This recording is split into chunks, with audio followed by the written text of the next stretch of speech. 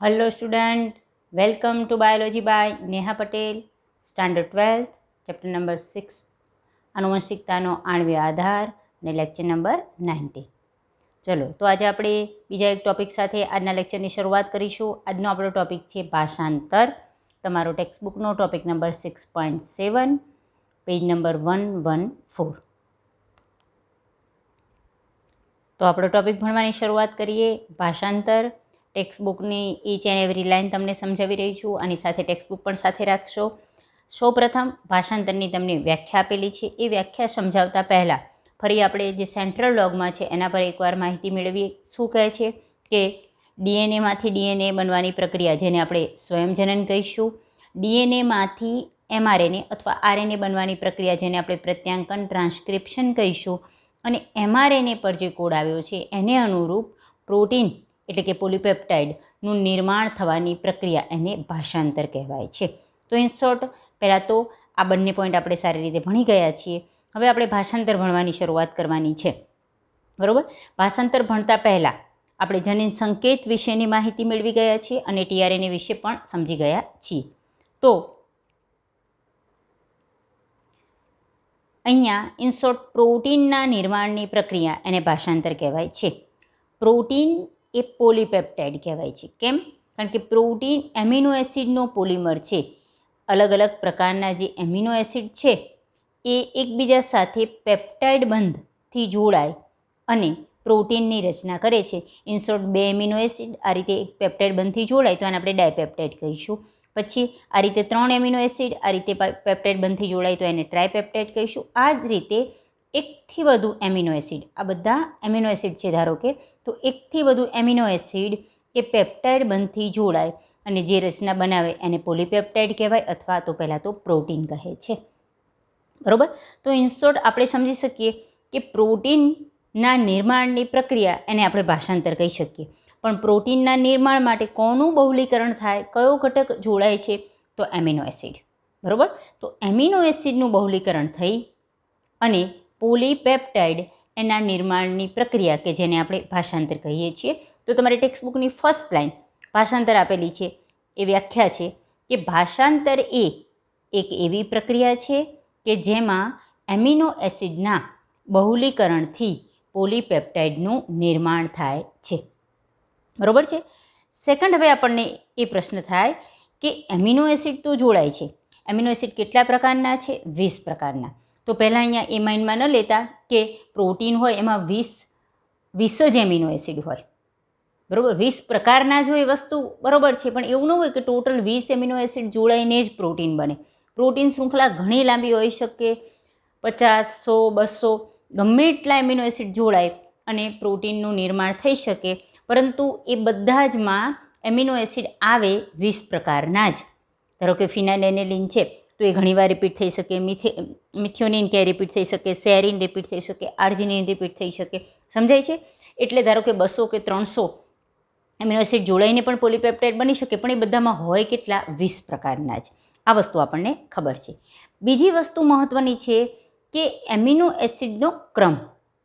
ચલો, પ્રશ્ન એ થાય આપણને, આપણે એ તો કહી દીધું કે વિવિધ એમિનો એસિડ જોડાય પેપ્ટાઇડ બંધથી, પણ અહીંયા દરેક જે એમિનો એસિડ છે એમાં પ્રથમ એમિનો એસિડ કયો આવશે, બીજો કયો આવશે, અને ખાસ પ્રોટીનની રચના આગળ પણ જે વિગણો વિશે સમજી ગયા છીએ કે પ્રોટીનની રચનામાં એમિનો એસિડની સંખ્યા અને એમિનો એસિડનો ક્રમ, એમિનો એસિડનો પ્રકાર, બરાબર છે, એ બહુ જ મહત્ત્વનું છે.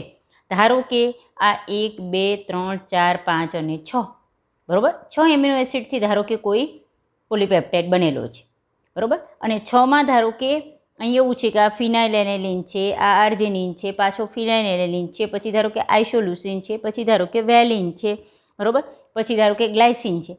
હવે એમાંથી કોઈ એકનો ક્રમ બદલાઈ જાય, રે આટલા ને આટલા, પણ એકનો ક્રમ બદલાઈ જાય તો પણ એનાથી બનતું પ્રોટીન બદલાઈ જાય છે. બહુ જ મહત્ત્વની વસ્તુ.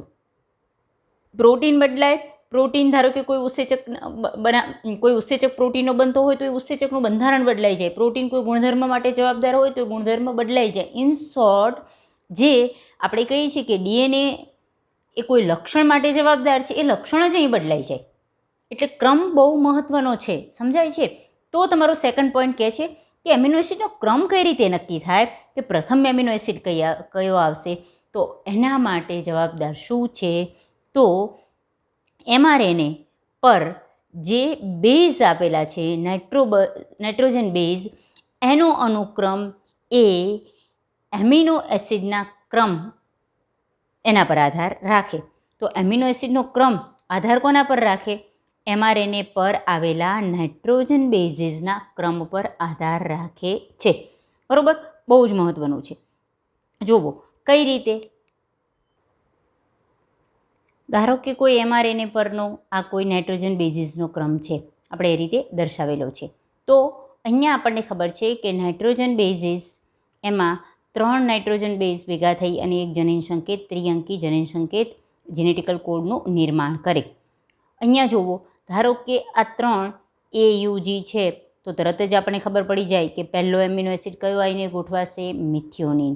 બરાબર, પછી યુ છે, તો યુ કયા એમિનો એસિડ માટેનો જનીન સંકેત છે, ફિનાઇલેલેનિન, તો ફિનાઇલેલેનિન આવીને જોડાશે.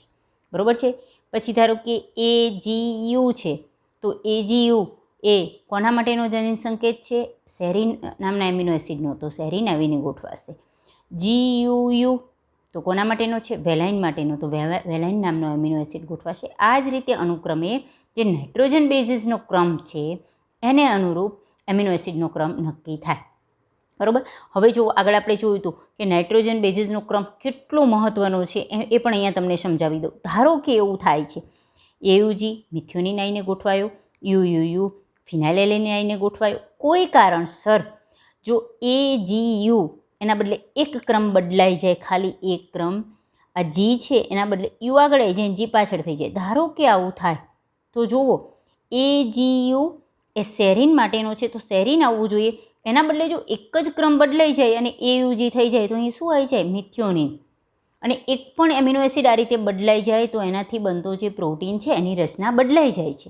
બરાબર છે. તો તમને સેકન્ડ લાઇન કહે છે કે એમિનો એસિડનો ક્રમ એ mRNA પર આવેલા બેઝના અનુક્રમ પર આધાર રાખે. MCQ માટે પણ ધ્યાન રાખીશું કે એમિનો એસિડનો ક્રમ કોના પર આધાર રાખે, mRNA પર આવેલા બેઝ જે નાઇટ્રોજન બેઝિસ છે એના અનુક્રમ પર આધાર રાખે છે. અને ક્રમનું મહત્ત્વ કેટલું છે એ પણ આપણે સાથે સાથે સમજાઈ ગયા. ચલો થર્ડ પોઈન્ટ શું, આપણે એટલી તો ખબર પડી ગઈ કે જે પ્રોટીન કે પોલીપેપ્ટાઇડ બને છે, બરાબર, એ એમિનો એસિડનો પોલિમર છે અને એમિનો એસિડ એ ક્રમમાં જોડાવા જરૂરી છે. અને એ ક્રમ આપણને મેસેન્જર RNA પરના જે નાઇટ્રોજન બેઝિસ એના અનુક્રમ, એની જે સિક્વન્સ છે એના આધારે ખબર પડે. પરંતુ ધારો કે મિથિયોનિન આવ્યો, પછી ધારો કે ફિનાઇલેલેનિન આવ્યો, પરંતુ એ બે વચ્ચે બંધ બનવો જરૂરી છે. આપણે બધા લાવી દઈએ, AUG તો મિથિયોનિન લઈ લઈએ, પછી યુ તો ફિનાઇલેલેનિન લાવી દઈએ, AGU તો ધારો કે સેરીન આવી ગયો, GUU તો વેલિન આવી ગયો. પણ એ બધા વચ્ચે જો આ રીતે બંધ નથી બનતો તો પોલીપેપ્ટાઇડ શૃંખલા એટલે કે પ્રોટીનનું નિર્માણ થતું નથી. તો આ બે એમિનો એસિડ વચ્ચે, કોઈ પણ બે ક્રમિક એમિનો એસિડ વચ્ચે પેપ્ટાઇડ બંધનું નિર્માણ થવું જરૂરી છે. એટલે કે બીજો એક ક્વેશ્ચન કે બે એમિનો એસિડ કયા બંધથી જોડાય, તો આપણો આન્સર રહેશે પેપ્ટાઇડ બંધથી. બરાબર છે. હવે જ્યાં પણ બંધનું નિર્માણ થતું હોય તો એના માટે શક્તિની જરૂરિયાત પડે છે. વેરી IMP ટોપિક હવે સમજવા જઈ રહ્યા છીએ.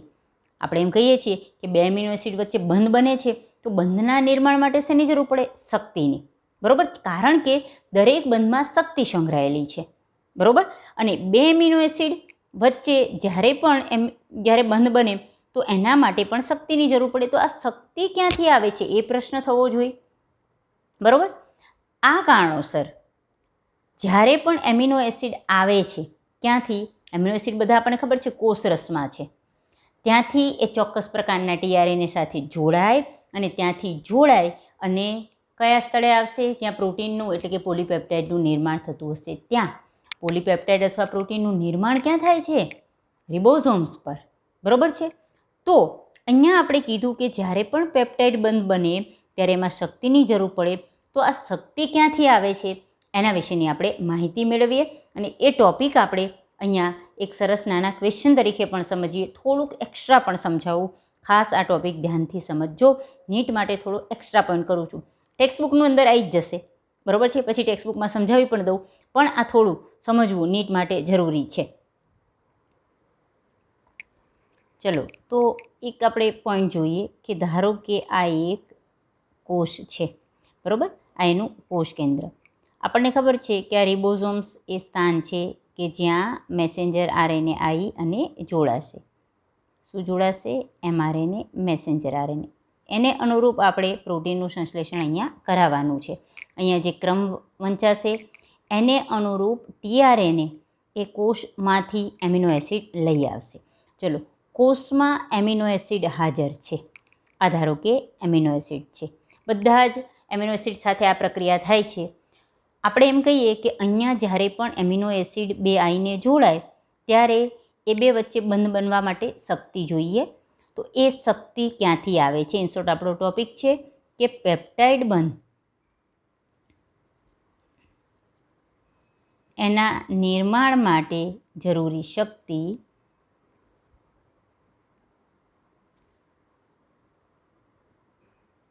ક્યાંથી આવે છે, બરાબર. અને શક્તિ જોઈએ.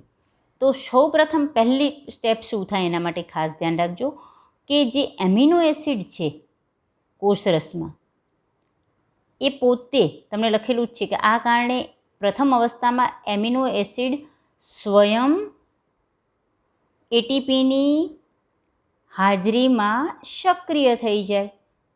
આપણને ખબર છે કે શક્તિ આવે ક્યાંથી?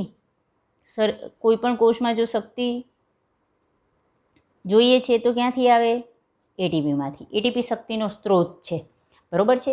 તો હવે શું થાય છે કે અહીંયા આપણને ખબર છે કોષરસ જેમાં કણાભસૂત્ર હોય, એટીપી હોય, એ એટીપીનો ઉપયોગ કરી અને એટીપીમાંથી શક્તિ લઈ લે છે.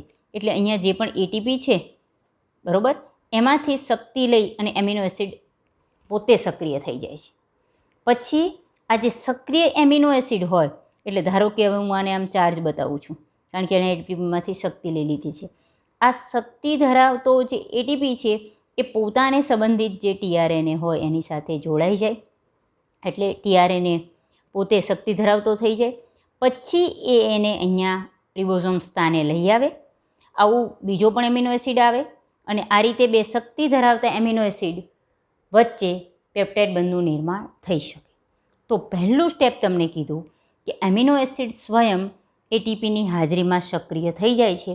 તો આ ટૉપિક થોડોક હું ડિટેલમાં સમજાવું કે ક્યાંક એ તમને એમસીક્યુ માટે પણ કામ લાગશે, બરાબર. શું થાય જુઓ. ઇન શોર્ટ પહેલાં આ જે થયું એને આપણે જો કહેવું હોય તો એક્ટિવેશન ઓફ એમિનો એસિડ કહી શકાય. એમિનો એસિડનું સક્રિય થવું, બરાબર. કોના દ્વારા?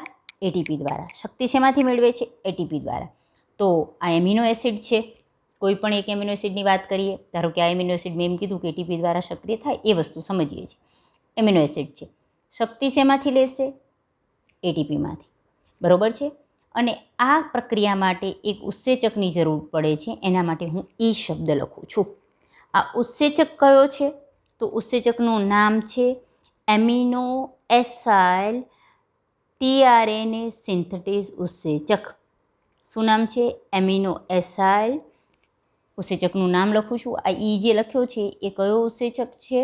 તો એમિનો એસાઇલ ટીઆરએનએ સિન્થેટેઝ ઉત્સેચકનું નામ છે એમિનો એસાઇલ ટીઆરએનએ સિન્થેટેઝ ઉત્સેચક, બરાબર. આપણે એમ કીધું કે એમિનો એસિડ એ એટીપી પાસેથી સક્રિય, તો એમિનો એસિડ એટીપી સાથે જોડાશે અને આ પ્રક્રિયા માટે એને ઉત્સેચકની જરૂર પડશે. એ આ ઉત્સેચક છે તમારા નીટ માટે ક્યાંય આવે તો. હવે આના કારણે શું થાય? પહેલાં તો અહીંયા એક વસ્તુ દર્શાવી દઉં કે આ પ્રક્રિયા માટે Mg+2ની હાજરી હોય. આ બધું એક્સ્ટ્રા છે, બરાબર. હવે જુઓ કે આ ધારો કે એમિનો એસિડ છે. આ જ પ્રક્રિયા હું તમને દર્શાવું છું. એટીપી આપણને ખબર છે. તો હું એટીપીનું બંધારણ દોરું છું અહીંયા તમને. વારે વારે ઘણીવાર આપણે દોરેલું છે. આ એડિનોસાઇન છે, આ 3 એના ફોસ્ફેટ બંધ છે, બરાબર. તો આ એમિનો એસિડ, આ એટીપી અને આ એન્ઝાઇમ. આ જ પ્રક્રિયા આપણે આગળ જોઈ રહ્યા છીએ કે આના કારણે થાય છે શું એ. બરાબર. હવે શું થાય છે જુઓ કે આ જે બે બંધ છે એટીપીમાં આપણને ખબર છે શક્તિ આવે છે ક્યાંથી? આ જે પાયરોફોસ્ફેટ બંધ છે એટલે એક ફોસ્ફેટ દૂર થાય, બંધ તૂટે, શક્તિ આવે. બીજો ફોસ્ફેટ દૂર થાય, આ બંધ તૂટે એટલે શક્તિ આવે. અહીંયા આ બે ફોસ્ફેટ અણુ છૂટા પડે છે અને એ શક્તિ એ એમિનો એસિડને મળી જાય છે. બરાબર. તો હવે એમિનો એસિડ છે એ સક્રિય થઈ ગયો કહેવાય, કારણ કે એમિનો એસિડ છે એને શક્તિ મળી જાય છે. બાકી શું રહ્યું? આ બે ફોસ્ફેટ દૂર થઈ જાય તો એડિનોસાઇન મોનોફોસ્ફેટ. સમજો, આ બે ફોસ્ફેટ દૂર થાય છે એટલે આ બે બંધ તૂટે. આ બે બંધ તૂટવાથી જે શક્તિ આવે એ શક્તિ આ એમિનો એસિડ ગ્રહણ કરી લે. એટલે અહીંયા રહ્યું શું બાકી? એએમપી બાકી રહે. બરાબર. આ શું છે? એડિનોસાઇન ટ્રાયફોસ્ફેટ, એટલે આપણે એટીપી કહીએ. ધારો કે એક દૂર થાય તો એડીપી બને, એડિનોસાઇન ડાયફોસ્ફેટ. પણ અહીંયા બે ફોસ્ફેટ દૂર થાય છે એટલે જે બનશે એડિનોસાઇન મોનોફોસ્ફેટ. તો અહીંયા આના કારણે નિર્માણ શું થાય? આ જે એમિનો એસિડ છે એ હવે ચાર્જ થઈ ગયેલો છે. તો એ ચાર્જ થઈ ગયેલો છે એ દર્શાવવા માટે ચલો શક્તિ છે, હું કંઈક આવો દર્શાવું છું, શક્તિવાળો રેડ થઈ ગયો છે. બરાબર છે. એની સાથે આ એએમપી જોડાયેલો હોય, એડિનોસાઇન મોનોફોસ્ફેટ, પ્લસ એ એન્ઝાઇમ પણ જોડાયેલો હોય અને આ બે ફોસ્ફેટ બંધ છૂટા પડ્યા, જેને ઇનઓર્ગેનિક બે ફોસ્ફેટ અથવા આને આપણે પાયરોફોસ્ફેટ્સ કહીશું. ખબર પડી? તો આ બે છૂટા પડ્યા અને આ ત્રણનું સંકુલ બની ગયું ઇન શોર્ટ.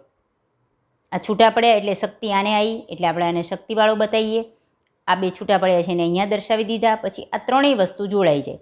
આ બે ફોસ્ફેટ છૂટા પડ્યા એને અહીંયા દર્શાવ્યા, બે ફોસ્ફેટ, I4 ઇનઓર્ગેનિક ફોસ્ફેટ અને પાયરોફોસ્ફેટ દર્શાવે છે ઇન શોર્ટ. એટલે આ જે બન્યું એડિનોસાઇન મોનોફોસ્ફેટ અને એન્ઝાઇમ, હવે અહીંયા આપણે આ પ્રક્રિયક તરીકે પ્લસ બતાવ્યા હતા પણ આનું આખું આવું સંકુલ બની જાય. સમજો. બરાબર. ઇન શોર્ટ આ રીતે આ એમિનો એસિડ સક્રિય થઈ ગયો છે. હવે બીજું સ્ટેપ શું થાય? ટેક્સ્ટબુકમાં જ જુઓ. સેકન્ડ સ્ટેપ આપણને વાક્ય એમ કહે છે કે તથા તે પોતાના સંબંધિત ટીઆરએનએ સાથે જોડાઈ જાય. પણ કોણ? આ સક્રિય થયેલો એમિનો એસિડ એ પોતાના સંબંધિત જે તે એમિનો એસિડ માટે આપણને ખબર છે અનુરૂપ ટીઆરએનએ હોય તો એ પોતાના સંબંધિત ટીઆરએનએ સાથે જોડાઈ જાય. બરાબર છે. તો આગળ આપણને આ ચાર્જ થયેલો એમિનો એસિડનું કોમ્પ્લેક્સ છે એ ખબર પડી ગઈ. તો આ વસ્તુ તો આપણી પાસે છે જ. એમિનો એસિડ ચાર્જ થયેલો છે, એની સાથે એએમપી જોડાયેલો છે અને આ એન્ઝાઇમ છે. એ આ જે સક્રિય થયેલો એમિનો એસિડ એટલે આ સક્રિય થયેલો એમિનો એસિડ કહી શકાય. આ થઈ ગયું. એ કોની સાથે જોડાય? તો ટીઆરએનએ સાથે જોડાય. તો કોની સાથે જોડાશે? ટીઆરએનએ સાથે જોડાઈ જશે. ટીઆરએનએની રચના આપણને ખબર છે. કોઈ પણ ધારો કે અનિવન રચના લઈ લો અને આ એનો 3' છેડો છે કે જે એને અનુરૂપ એમિનો એસિડ જોડાય. બરાબર. તો જ્યારે સક્રિય થયેલો એમિનો એસિડ ટીઆરએનએ સાથે જોડાય, આ સક્રિય થયેલો છે એ તો આપણે દર્શાવીશું જ કારણ કે આની પાસે શક્તિ છે. બરાબર. તો હવે શું થાય કે હવે આ એમિનો એસિડ આ ટીઆરએનએ સાથે જોડાઈ જાય. તો પ્રક્રિયા કંઈક આવી થાય કે એમિનો એસિડ એ કોની સાથે જોડાશે? એના ટીઆરએનએ સાથે અને આ બાકીનું હવે છૂટું પડી જશે. એટલે એડિનોસાઇન મોનોફોસ્ફેટ પ્લસ એનો એન્ઝાઇમ એ દૂર થઈ જશે. આપણને જે આ જોતું હતું એ મળી ગયું. આ આપણને ખબર છે સક્રિય થયેલો એમિનો એસિડ એ પોતાના સંબંધિત ટીઆરએનએ સાથે જોડાઈ જાય. થઈ ગયું વાક્ય પૂરું. તો ઇન શોર્ટ આવું કંઈક થઈ જાય. આ જે ટીઆરએનએ હોય એનો જે 3' છેડો છે ત્યાં જે તે એમિનો એસિડ જેને જે અનુરૂપ હોય એ સક્રિય સ્વરૂપમાં જોડાય. ઇન શોર્ટ અહીંયા રેડ ખાલી એટલા માટે બતાવું છું કે એ સક્રિય થયેલો છે. આ રીતે એક એમિનો એસિડ સક્રિય થઈને આવ્યો. બરાબર. આ જે પ્રક્રિયા થઈ, ખાસ વસ્તુ, આ જે પ્રક્રિયા થઈ એને શું કહેવાય? તો એને જુઓ તમને ટેક્સ્ટબુકમાં આપેલું છે ટીઆરએનએનું આવેશીકરણ કહેવાય. આવેશીકરણ એટલે ચાર્જિંગ ઓફ ટીઆરએનએ ચાર્જ થઈ ગયો, કારણ કે એની સાથે ચાર્જ થયેલો સક્રિય એમિનો એસિડ છે. ચાર્જ થયેલો એટલે સક્રિય એમિનો એસિડ છે. તો આ પ્રક્રિયાને ચાર્જિંગ ઓફ ટીઆરએનએ કહે છે. બરાબર છે. અથવા આ જ પ્રક્રિયા માટે બીજો શબ્દ છે ટીઆરએનએ એમિનો એસાઇલેશન. આ જ પ્રક્રિયાનું નામ છે. તો તમને ટૂંકમાં પૂછે છે કે ટીઆરએનએનું આવેશીકરણ શું અથવા ટીઆરએનએ એમિનો એસાઇલેશન એટલે શું, તો તમારે આ પ્રક્રિયા સમજાવવાની રહે. ટેક્સ્ટબુકના જ દરેક વાક્ય છે, પણ મેં અલગથી તમને સમજાવ્યા છે. સમજી ગયા છો બધી વસ્તુ? એક વધારાનો ઉત્સેચક પણ અહીંયા તમને દર્શાવેલો છે, તો વિડીયો રિપીટ કરીને પણ ઇન શોર્ટ આ વસ્તુ સમજી જશો. નેક્સ્ટ સેન્ટેન્સ શું કરે છે ટેક્સ્ટબુકમાં કે હવે આવા બે આવેશિત ટીઆરએનએ, બરાબર છે, આપણને ખબર છે કે જ્યારે પણ રિબોઝોમ્સ પર ધારો કે કોઈ એમઆરએનએ પર એક કોડ વંચાયો અને એને અનુરૂપ કોઈ એમિનો એસિડ આવી ગયો. જુઓ, ધારો કે રિબોઝોમ્સ પર અહીંયા ધારો કે 3નો કોડ વંચાયો, પહેલો મિથિયોનિન છે, તો મિથિયોનિન નામનો એમિનો એસિડ એટીપીમાંથી શક્તિ ગ્રહણ કરશે આ રીતે, બરાબર, અને આ રીતે એ સક્રિય થઈ જશે. પછી એ સક્રિય થયેલો પોતાના સંબંધિત ટીઆરએનએ સાથે જોડાશે અને આ રીતે ટીઆરએનએ સક્રિય થયેલો હોય. તો હવે જુઓ કે આવું થાય કે આ સક્રિય થયેલો ટીઆરએનએ અહીંયા આવે, અહીં પોતાને અનુરૂપ એમિનો એસિડ છે એને લઈ આવે. પછી આ જ રીતે બીજો એમિનો એસિડ પણ આવે, એને અનુરૂપ ટીઆરએનએ સાથે એ પણ ચાર્જ થયેલો હોય, એ સક્રિય થયેલો હોય. આ રીતે બે એમિનો એસિડ પોતે સક્રિય થયેલા હોય, પોતે ચાર્જ હોય, એટલે જ્યારે એકબીજાની નજીક આવે તો એ શક્તિનો ઉપયોગ, અહીંયા જે શક્તિ મળી છે એમિનો એસિડને, એ શક્તિનો ઉપયોગ ક્યાં થાય? પેપ્ટાઇડ બંધના નિર્માણમાં. તો થર્ડ સ્ટેપ શું થાય છે કે આવા બે આવેશિત એટલે ચાર્જ થયેલા, ચાર્જડ ઓલરેડી હોય એવા ચાર્જ ટીઆરએનએ જ્યારે એકબીજાની નજીક આવે છે તો એમના જે એમિનો એસિડ છે એની વચ્ચે પેપ્ટાઇડ બંધ બની શકે છે. ચલો, એક ધારો કે કોઈ ટીઆરએનએ છે, આવેશિત ટીઆરએનએ, એની સાથે એનો પોતાનો એમિનો એસિડ છે, એમિનો એસિડ 1 કહીએ, અથવા મિથિયોનિન છે, બરાબર, એને આપણે ચાર્જ બતાવીશું કારણ કે એણે આગળ શક્તિ ગ્રહણ કરી અને ચાર્જ થઈને આવ્યો છે. બીજો એમિનો એસિડ આવશે, એ પણ આ જ રીતે પોતાના ટીઆરએનએ સાથે જોડાઈને આવશે, પણ આ એમિનો એસિડ પણ ચાર્જ થયેલો હશે કારણ કે આગળની પ્રક્રિયામાંથી એ પણ પસાર થયો હશે, એ પણ શક્તિ ગ્રહણ કરી. તો આવી રીતે બે આવેશિત એટલે કે ચાર્જ થયેલા ટીઆરએનએ જ્યારે એકબીજાની નજીક આવે ત્યારે આ બંનેમાં શક્તિ છે, તો એ શક્તિને કારણે એ બે વચ્ચે હવે બંધ બની શકે. આ બંધ એ જ પેપ્ટાઇડ બંધ. તો આપણો પ્રશ્ન સોલ્વ થઈ ગયો કે પેપ્ટાઇડ બંધના નિર્માણ માટે શક્તિ ક્યાંથી આવે છે. તો આ રીતે અનુરૂપ બધા ચાર્જ થયેલા ટીઆરએનએ આવતા રહેશે, એટલે કે આવેશિત ટીઆરએનએ આવશે અને એમની સાથે જોડાયેલા એમિનો એસિડ વચ્ચે પેપ્ટાઇડ બંધનું નિર્માણ થતું રહે.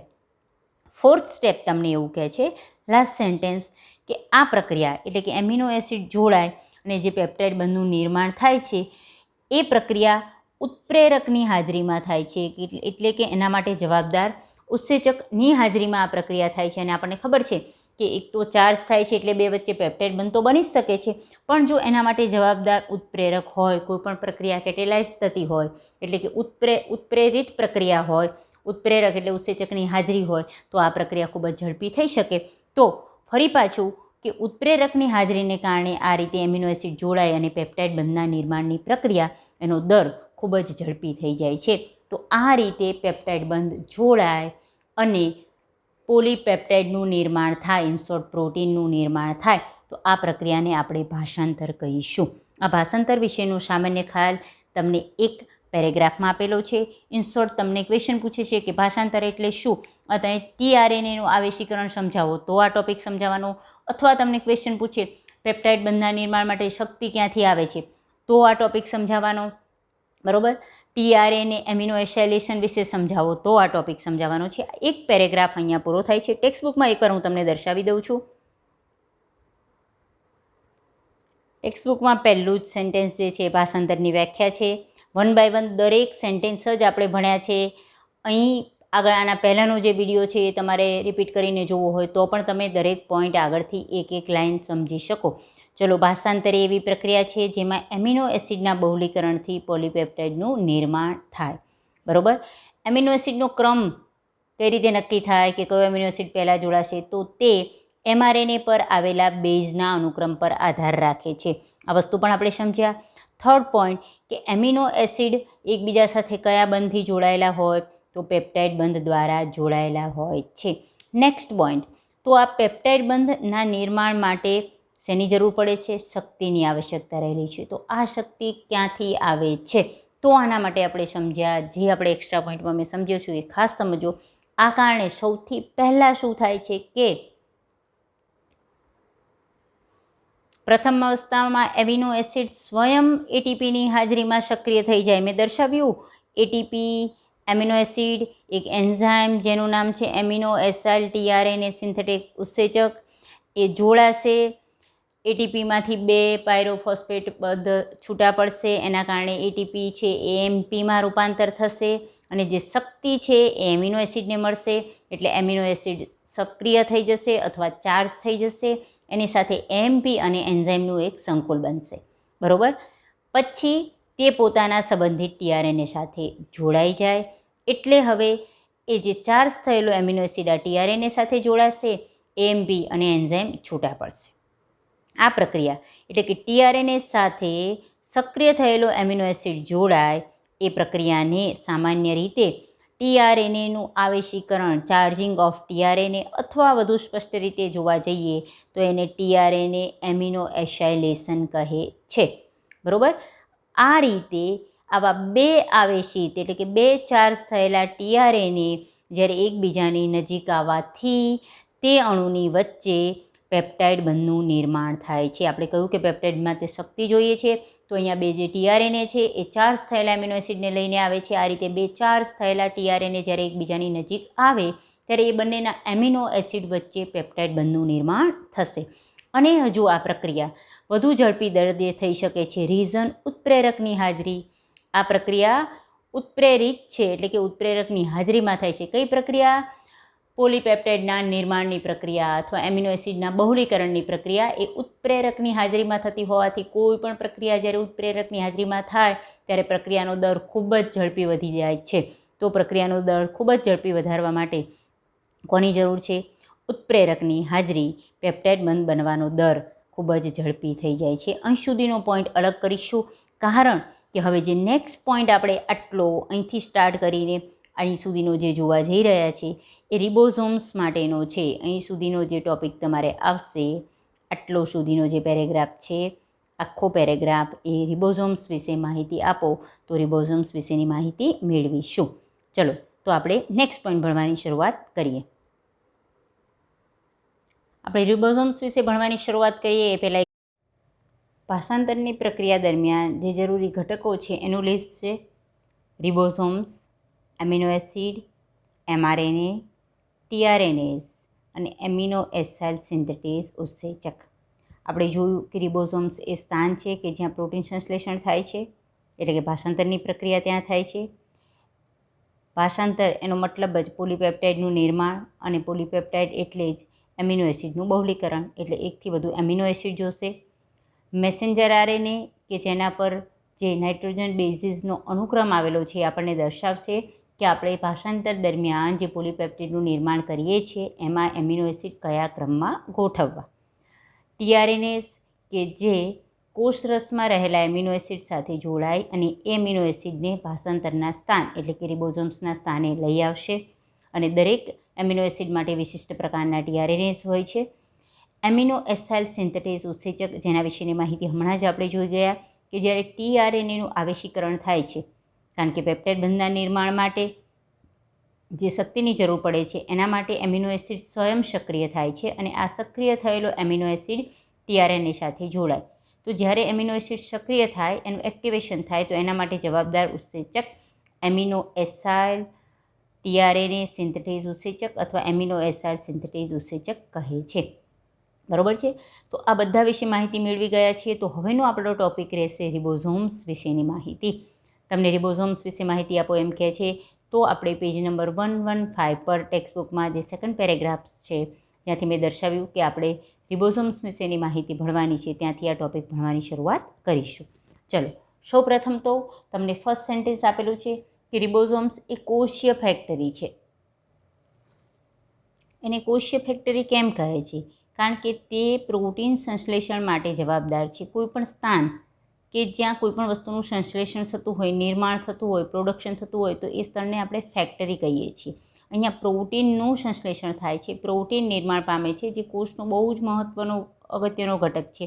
એટલે આ રિબોઝોમ્સને કોષની ફેક્ટરી એટલે કે કોષીય ફેક્ટરી કહે છે.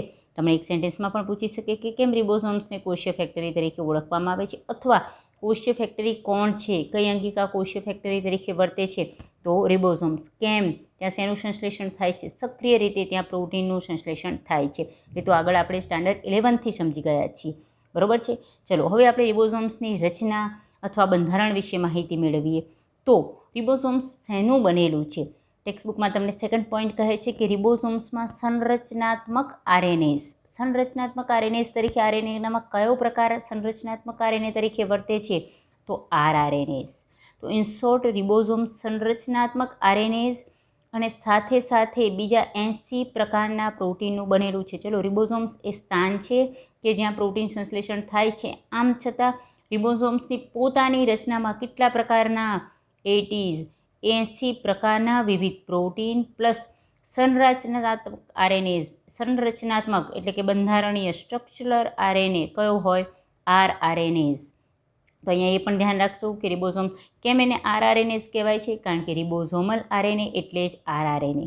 બરાબર. તો આરએનએના જે 3 પ્રકાર છે, એમઆરએનએ, ટીઆરએનએ અને આરઆરએનએ, એમાંથી રિબોઝોમ્સની રચનામાં જે આરએનએ આવે છે એ આરઆરએનએસ છે, પ્લસ બીજા 80 પ્રકારના વિવિધ પ્રોટીનનું બનેલું છે. ચલો, રિબોઝોમ્સની રચના સમજીએ તો ખાસ ધ્યાન રાખજો એક શબ્દ પર. થર્ડ સેન્ટેન્સ તમને કહી રહ્યું છે કે નિષ્ક્રિય અવસ્થામાં. નિષ્ક્રિય અવસ્થાનો મતલબ શું? રિબોઝોમ્સ છે એ પ્રોટીનના સંશ્લેષણ સાથે સંકળાયેલું છે. જ્યારે રિબોઝોમ્સમાં પ્રોટીન સંશ્લેષણની પ્રક્રિયા નથી થતી હોતી ત્યારની વાત કરે છે કે તે 2 પેટા એકમનું બનેલું છે, 2 સબ યુનિટનું બનેલું છે. બરાબર. ચલો, તો એના વિશે વાત કરીએ તો અહીં વાત કરી જ રહ્યા છીએ. તો રિબોઝોમ્સના જે 2 પ્રકાર અને જે 2 પેટા પ્રકાર છે એ પણ જોઈ લઈએ. આગળ આપણે સ્ટાન્ડર્ડ 11થમાં જોઈ ગયેલા છીએ કે આદિકોષ કેન્દ્રીયનો રિબોઝોમ 70S પ્રકારનો હોય છે અને એના 2 પેટા પ્રકાર, એના જે સબ 2 યુનિટ છે એ 30S અને 50S છે. જ્યારે સુકોષ કેન્દ્રી છે એનો રિબોઝોમ્સ છે 80S પ્રકારનો છે અને એના 2 સબ યુનિટ 40S એન્ડ 60S છે. બરાબર. જ્યારે નિષ્ક્રિય અવસ્થામાં હોય છે ત્યારે આના બંને પેટા એકમ અલગ હોય છે. જ્યારે પ્રોટીન સંશ્લેષણની પ્રક્રિયા થાય ત્યારે એની સક્રિય અવસ્થા કહેવાય. એ દરમિયાન બંને પેટા એકમ એકબીજાની નજીક આવે છે. આ પ્રક્રિયાને એસોસિએશન કહેવાય છે. એસોસિએટ થવું, જોડાવું. અને જ્યારે પ્રોટીન સંશ્લેષણની પ્રક્રિયા પૂર્ણ થઈ જાય છે તો આ બંને પેટા એકમ ફરી એકબીજાથી થોડા અલગ થઈ જાય છે. એ પ્રક્રિયાને ડિસોસિએશન કહેવાય છે. તો આ વિશેની માહિતી ધ્યાન રાખજો. બરાબર. કોઈ પણ રિબોઝોમ્સ હોય, આદિકોષ કેન્દ્રી કે સુકોષ કેન્દ્રી, એમાં પ્રોટીન સંશ્લેષણની પ્રક્રિયા એક જ સરખી થાય છે. પરંતુ ધ્યાન રાખજો કે આદિકોષ કેન્દ્રીમાં 70S પ્રકારનો રિબોઝોમ્સ હોય અને આ 2 એના સબ યુનિટ્સ હોય, આ 2 એના પેટા એકમ હોય છે. અને સુકોષ કેન્દ્રીમાં 80S પ્રકારનો રિબોઝોમ્સ હોય અને આ એના 2 પેટા એકમ છે. અહીંયા આ બંને નાના પેટા એકમ છે અને આ બંને મોટા પેટા એકમ છે. બરાબર. તો 2 સબ યુનિટ હોય, small sub unit and big sub unit. તો એના વિશેની માહિતી મેળવીએ. ટેક્સ્ટબુકમાં તમને કહે છે કે નિષ્ક્રિય અવસ્થામાં તે 2 પેટા એકમનું બનેલું છે. કયા 2 પેટા એકમ? તો એક મોટો પેટા એકમ અને એક નાનો પેટા એકમ. ધ્યાન રાખો, દરેક પેટા એકમનું એક ચોક્કસ કાર્ય છે. અહીં તમને કહે છે કે નાનો પેટા એકમ એમઆરએનએ સાથે સંકળાયેલ હોય છે. આપણે કહ્યું કે જ્યારે પણ પ્રોટીન સંશ્લેષણ થાય તો પ્રોટીન સંશ્લેષણ માટે એમિનો એસિડ કયા ક્રમમાં ગોઠવવું એની માહિતી એમઆરએનએ પર જનીન સંકેતના સ્વરૂપમાં હોય. એટલે એમઆરએનએ સૌપ્રથમ રિબોઝોમ્સના સ્થાને આવીને જોડાય. પણ અહીંયા આપણે ખાસ ધ્યાન રાખશું કે રિબોઝોમ્સમાં પણ એ કયા સ્થાને આવીને જોડાય છે, કયા ભાગ સાથે? તો એ રિબોઝોમ્સના નાના પેટા એકમ સાથે આવીને જોડાશે. બરાબર. તો એ જોઈ લઈએ. ચલો અહીંયા મેં એક રિબોઝોમ્સ દોરેલો છે, આ એનો મોટો પેટા એકમ છે, આ એનો નાનો પેટા એકમ છે.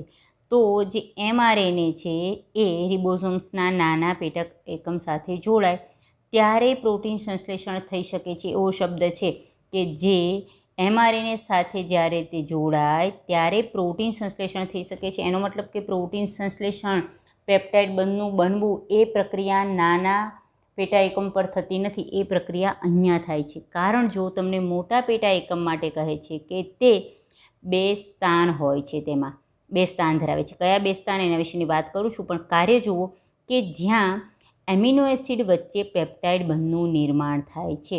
એમિનો એસિડ વચ્ચે પેપ્ટાઇડ બંધનું નિર્માણ થવું ઇન શોર્ટ જ પ્રોટીન સંશ્લેષણ થવું. તો અહીંયા પ્રોટીન સંશ્લેષણ એવું સેન્ટેન્સ જોઈ અને એવું સમજી લેવાનું નથી કે નાના પેટા એકમ પર પ્રોટીન સંશ્લેષણ થાય. વાક્ય જુઓ શું કહે છે કે જ્યારે mRNA સાથે એનો નાનો પેટા એકમ જોડાય ત્યારે પ્રોટીન સંશ્લેષણ થઈ શકે છે, બરાબર. એટલે mRNA એ રિબોઝોમ્સના નાના પેટા એકમ સાથે જોડાય અને મોટા પેટા એકમ એ સ્થાન છે કે જ્યાં પેપ્ટાઇડ બંધનું નિર્માણ થાય. તો ઇન શોર્ટ પ્રોટીન સંશ્લેષણ ક્યાં થશે? મોટા પેટા એકમ સાથે. ચલો આના વસ્તુ પર જઈએ. તમને એમ કીધું કે 2 સ્થાન ધરાવે છે, ઇન શોર્ટ 2 સાઇટ ધરાવે છે, જેને ઇંગ્લિશમાં 2 જગ્યા અથવા 2 સાઇટ કહે છે. કઈ 2 સાઇટ? અહીંયા તમને 2 સાઇટ વિશેની માહિતી આપી છે. એકચ્યુઅલી 3 સાઇટ પણ છે. નીટ માટે આ શબ્દ ધ્યાન રાખજો, કારણ કે આ વસ્તુ ટેક્સ્ટબુકમાં આપેલી નથી. ખાલી એટલું દર્શાવેલું છે કે 2 સ્થાન ધરાવે છે, પણ એ 2 સ્થાનના નામ દર્શાવું છું. એકચ્યુઅલી 3 સ્થાન પણ હોય છે, બરાબર. એનો કોઈ ઇશ્યુ નથી. તમને 3 સ્થાન આપે તો પણ કયા સ્થાન એના વિશે આપણે માહિતી મેળવી લઈએ. તમને 2 સ્થાન કહે છે તો અહીંયા 2 સ્થાન કયા છે એના વિશેની માહિતી પહેલાં મેળવી લઈએ.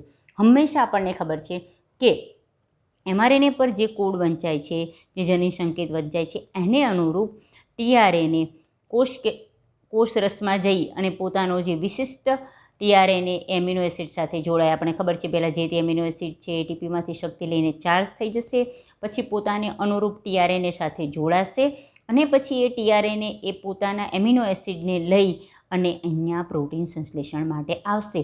તો અહીંથી એ આવે છે આ ભાગથી. ઇન શોર્ટ આખો જે પેટા એકમ આખો જે મોટો પેટા એકમ છે એમાં આટલી જગ્યા એક્ઝેક્ટલી કોઈ પાર્ટ નથી પડતા, પણ આ સાઈડ, આ ભાગ કે જ્યાંથી tRNA આવશે, tRNA એસેપ્ટર તરીકે વર્તે, એ એસેપ્ટ કરે છે tRNAને આ જગ્યા, એટલે એને એ સાઇટ તરીકે ઓળખાય છે, અથવા એમિનો એસાઇલ સાઇટ તરીકે પણ ઓળખાય, કારણ કે તે એમિનો એસિડને લઈને આવે છે. એમિનો એસિડનો પણ એ લેવાય છે. tRNA કે જે એમિનો એસિડ ધરાવતો tRNA છે એને એસેપ્ટ કરે છે, એટલે પણ આપણે એને એસેપ્ટર સાઇટ કહીશું. તો આ 2 સ્થાન છે, એમાં એક સ્થાન કયું છે? એ સાઇટ, બરાબર છે. બીજું સ્થાન કયું છે આ 2 સ્થાનમાં? અહીંયા જુઓ આ જગ્યા, અહીંયા ઓલરેડી મેં એક tRNA આવતો દર્શાવ્યો છે. આ જ રીતે tRNA પોતાનો એક એમિનો એસિડ લઈને આવ્યો, આવો જ કોઈ બીજો tRNA પોતાનો એમિનો એસિડ લઈને આવ્યો. આ દર્શાવું છું. આ ત્રીજો છે ધારો કે, બરાબર છે. ઓલરેડી આ 2 આવી ગયા છે, તો આ એન્ટ્રી અહીંથી મારે છે. ઇન શોર્ટ એસેપ્ટ અહીંથી થાય છે, બરાબર. એની એન્ટ્રી સાઇટ છે, એને એ સાઇટ તરીકે ઓળખાય છે. એ સ્થાન પણ કહેવાય ઇંગ્લિશમાં એ સાઇટ. હવે જુઓ કે આ રીતે ઓલરેડી ધારો કે 2 અહીં આવી ગયા છે, ત્રીજો આવી રહ્યો છે. આ 2 tRNA જ્યારે આવશે ત્યારે આ બંને tRNA ચાર્જ થયેલા હશે. આગળ પણ આપણે જોઈ ગયા કે 2 આવેશિત tRNA જે આવ્યા છે એમના એમિનો એસિડ વચ્ચે હવે કયો બંધ બનશે? પેપ્ટાઇડ બંધ બનશે. અને અહીંયા જ્યારે પેપ્ટાઇડ બંધ બનશે ત્યારે આ બંને વચ્ચેનું જોડાણ છૂટી જશે. આ ભાગ કે જ્યાં પેપ્ટાઇડ બંધ બને છે એને પેપ્ટિડાઇલ ટ્રાન્સફર સાઇટ કહેવાય. પેપ્ટિડાઇલ ટ્રાન્સફર સાઇટ, એના પરથી આને પી સાઇટ પણ કહેવાય છે, અને ડોનર સાઇટ પણ કહેવાય છે. કેમ? અહીં આવી અને tRNA પોતાનો એમિનો એસિડને અહીંયા ડોનેટ કરે છે, એટલે આને ડોનર સાઇટ અથવા પી સાઇટ અથવા જેને ડી સાઇટ તરીકે પણ ઓળખાય છે. પી ફોર પેપ્ટિડાઇલ ટ્રાન્સફરેડ અને ડી ફોર ડોનર સાઇટ, બરાબર છે. એટલે તમને 2 સ્થાનની વાત કરે છે, આની વાત કરે છે. થર્ડ વસ્તુ શું છે? અહીં કેમ પેપ્ટિડાઇલ ટ્રાન્સફર શબ્દ કેમ વાપર્યો છે? કે આ એમિનો એસિડ, આ tRNA પોતાનો એમિનો એસિડ આની સાથે જોડી દે છે, બરાબર છે. ફરી પાછો આ ત્રીજો tRNA આવશે ત્યારે આ એમિનો એસિડ અને આના વચ્ચે બંધ બનશે, એટલે અહીં ટ્રાયપેપ્ટાઇડ બની જશે. અને પછી આ tRNA પણ આ પોતાના એમિનો એસિડને આને આપી દે છે. તો અહીં જે હવે એમિનો એસિડ આવશે અહીંયા જે ટીઆરએનએ આવશે એ 3 એમિનો એસિડ ધરાવતો થશે. એ પ્રક્રિયા આગળ આપણે જોઈશું. પણ અહીંયાથી જે ટીઆરએનએ છે એ અહીંયા જાય છે. એટલે અહીંયા ટીઆરએનએ પોતે એકલો અહીંથી દૂર થઈ અને આમ જાય. આ એની એક્ઝિટ પોઈન્ટ છે. જો આ એન્ટ્રી પોઈન્ટ છે. એન્ટ્રી પોઈન્ટમાં એમિનો એસિડને લઈને આવે છે. અહીં આવી પોતાના એમિનો એસિડ અહીં આપી દે છે અને અહીંયા ટીઆરએનએ પાછું દૂર થઈ જાય. એટલે આ એ સાઇટ, આ પી સાઇટ અને અહીંથી દૂર થાય અને એક્ઝિટ સાઇટ, એક્ઝિટ ફોર ઈ સાઇટ પણ કહેવાય છે. તો તમને 3 સાઇટ અથવા 3 સ્થાન કહે છે તો પી અથવા ડી એક જ નામ છે. એ સાઇટ એટલે કે આ અને ઈ ફોર એક્ઝિટ સાઇટ. પણ અહીં તમને 2 સ્થાનની વાત કરેલી છે. તો 2 સ્થાન કયા છે? આ એ સાઇટ અને જ્યાં પેપ્ટિડાઇલ ટ્રાન્સફરેઝની પ્રક્રિયા થાય છે એ પી સાઇટની વાત કરી રહ્યા છે. બરાબર.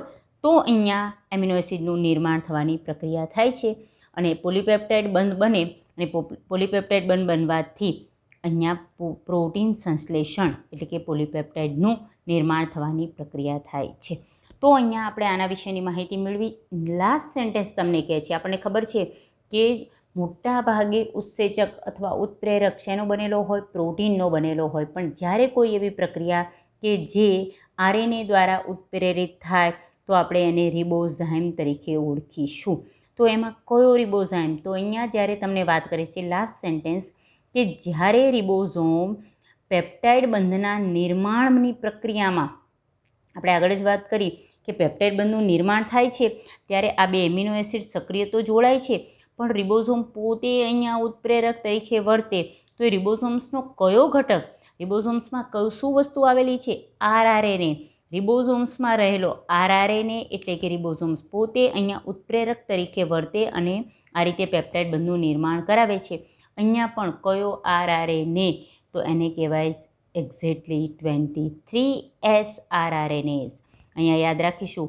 તો એને ત્યારે રિબોઝાઇમ તરીકે ઓળખાય છે. રિબોઝાઇમ્સનો મતલબ ફરી યાદ કરીએ કે જ્યારે આરએનએ એ ઉત્પ્રેરક અણુ તરીકે વર્તે તો આપણે એને રિબોઝાઇમ તરીકે ઓળખીશું. અને બેક્ટેરિયામાં ઉત્પ્રેરક તરીકે મોટે ભાગે આ વર્તે છે. કયો? 23S આરઆરએનએઝ.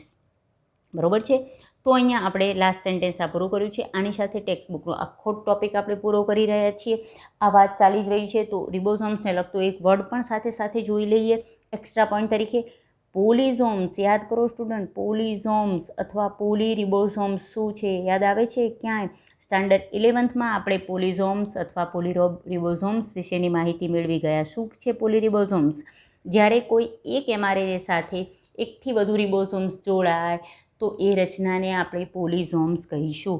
આપણે એક પોલિઝોમ્સ અહીં દોરેલો છે. જ્યારે એક મેસેન્જર આરએનએ સાથે એકથી વધુ રિબોઝોમ્સ જોડાયેલા હોય તો આ યુનિટને આપણે પોલિઝોમ્સ અથવા પોલીરિબોઝોમ્સ. તો પોલીરિબોઝોમ્સનું નિર્માણ કેમ થાય છે અથવા પોલિઝોમ્સનું કાર્ય શું છે? કે કોઈ એક જ પ્રકારના પ્રોટીન એની જ્યારે કોપીઝ, બરાબર, એ વધુ સંખ્યામાં જ્યારે એને નિર્માણ કરાવવું હોય પણ એક જ પ્રકારના પ્રોટીનનું, ત્યારે પોલિઝોમ્સનું નિર્માણ થાય છે. એક જ પ્રકારના પોલીપેપ્ટાઇડ અથવા પ્રોટીનની વધુ સંખ્યા મેળવવા માટે, વધુ કોપીઝ મેળવવા માટે પોલિઝોમ્સ અથવા પોલીરિબોઝોમ્સનું નિર્માણ થાય છે. તો આને સાથે આપણે રિબોઝોમ્સને લગતી જે પણ માહિતી ટેક્સ્ટબુકમાં આપેલી છે એ પોઈન્ટ ટુ પોઈન્ટ ટોપિક પૂરો કરીએ છીએ.